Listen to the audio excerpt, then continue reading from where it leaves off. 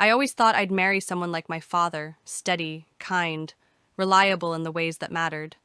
Someone who changed the oil in my car before I remembered it was due.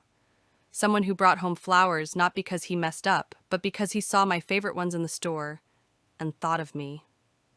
Instead, I married Jake.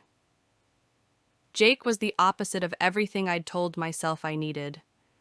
He was unpredictable, charming, the center of attention wherever he went. People listened when he talked, not because of what he said, but how he made them feel. Being with him was like riding a roller coaster with no brakes. I was 26 when we met. He was 31. I worked night shifts as a nurse in the ER. He came in with a broken wrist from a skateboarding accident and cracked a joke while wincing in pain. I rolled my eyes. He made me laugh. It started like that. He asked for my number before I could finish taping the splint. Said I had a pretty smile. I told him I didn't usually date patients. He said, "Then don't be my nurse again." I said yes. The first few weeks felt like stolen moments from someone else's life. He brought me takeout after my shifts. He'd leave notes in my locker. We'd drive out to the lake at night just to lie under the stars and talk about nothing. He made me feel like the world had cracked open just for the two of us. Everyone warned me. My mom didn't trust him.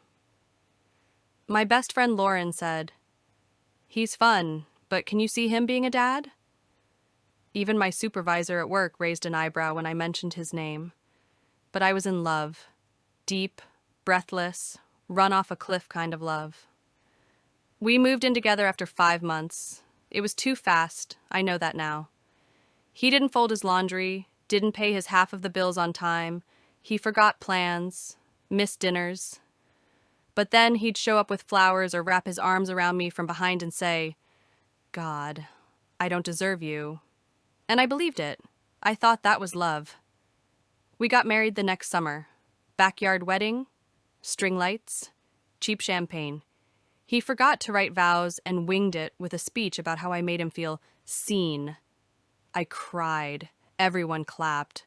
But after the party, after the photos, after the glow, came the real days and the real Jake.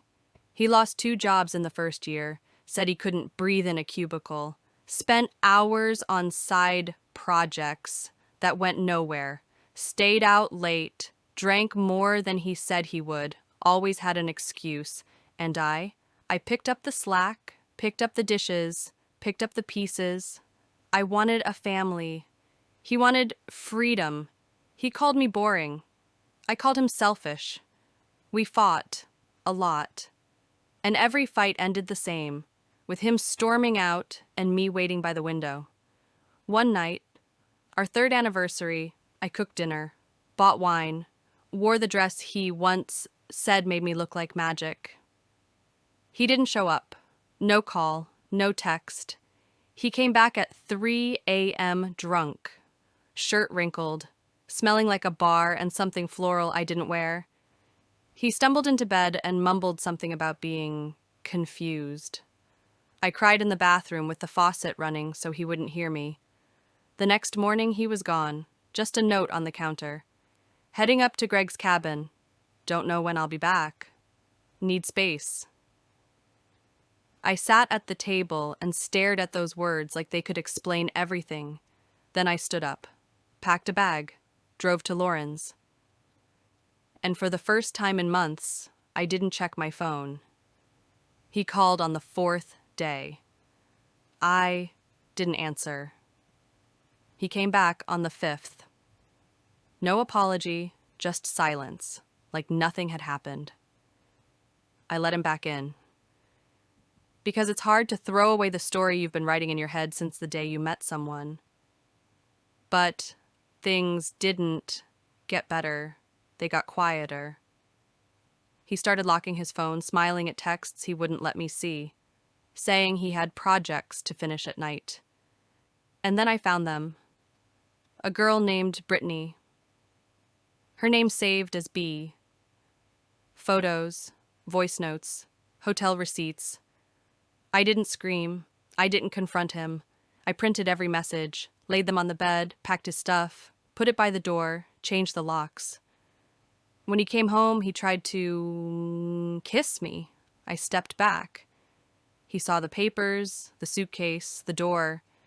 He said, "Come on, Em. You're really gonna do this?" I said, "No. You did this. I'm just the one cleaning it up." He begged, he cried, I didn't listen. Because I'd listened to every excuse, every lie dressed up as pain, every promise soaked in regret. And none of it ever changed anything. So I walked into the bedroom, shut the door, and that night I slept like I hadn't in years. So I walked into the bedroom, shut the door, and that night I slept like I hadn't in years. The days after were quiet, unsettlingly quiet. No more loud music at 1 a.m., no more last-minute chaos or dirty socks on the couch, just stillness.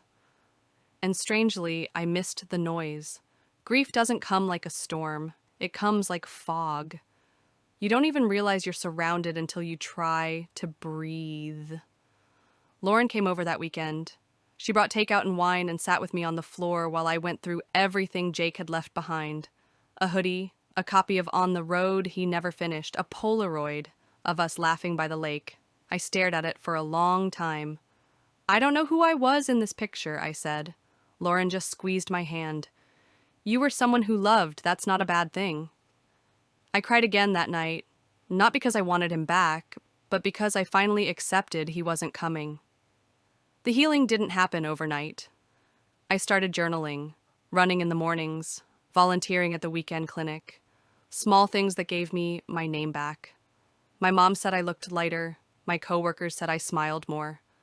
I didn't notice until one morning I caught my reflection in the mirror and realized I wasn't dreading the day ahead. Then came Matt. He wasn't lightning. He wasn't drama. He was a warm cup of coffee on a rainy day. We met at a CPR training course I was helping run. He cracked a joke during the demonstration that made everyone laugh, including me. Afterward, he stayed to help clean up. He asked if I wanted to get lunch. I hesitated. He didn't push, but I said yes. Lunch turned into dinner, dinner into a walk. A week later, we were texting every night. 2 weeks later, we kissed. Matt was patient, gentle. He didn't ask questions I wasn't ready to answer. He didn't rush me. He didn't make me feel like I had to be anything other than exactly who I was. One night, maybe 2 months in, I told him everything. The truth about Jake, the fights, the cheating, the emptiness I carried around like a second skin. He didn't flinch. He just reached for my hand and said, "I'm sorry you went through that, but I'm glad you're here now." And for the first time, I believed I could be someone other than the girl who got left behind. Then, 6 months after Jake walked out for the last time, I got a letter, no return address, just my name. I knew the handwriting. Inside was a note. Short, uneven. "Emily, I know I messed up. I think about you every day. I'm sober now. I'm working. I miss us. Can we talk?" My hands shook as I folded it back up. I didn't tell Matt right away. Not because I wanted to hide it, but because a part of me wasn't sure how I felt. Nostalgia is a powerful liar. I thought about the lake, the laughter, the man I thought I'd married. But then I remembered the cold dinners, the lies, the night I cried behind a locked door. I told Matt everything. He didn't get angry. He just nodded and said, "Whatever you decide, I'm not going anywhere." That night, I sat down at the kitchen table, pulled out a pen. "Jake, I'm glad you're doing better. I truly hope you stay well. But I've moved on. Please don't contact me again." I sealed the envelope, walked it to the mailbox, and as I let it go, I felt something leave with it. Guilt. Regret. The last weight he'd left on me. When I got back inside, Matt was in the kitchen making tea. He looked up, smiled, and just like that, I knew. Not all stories end the way we want. But sometimes that's what makes space for better ones.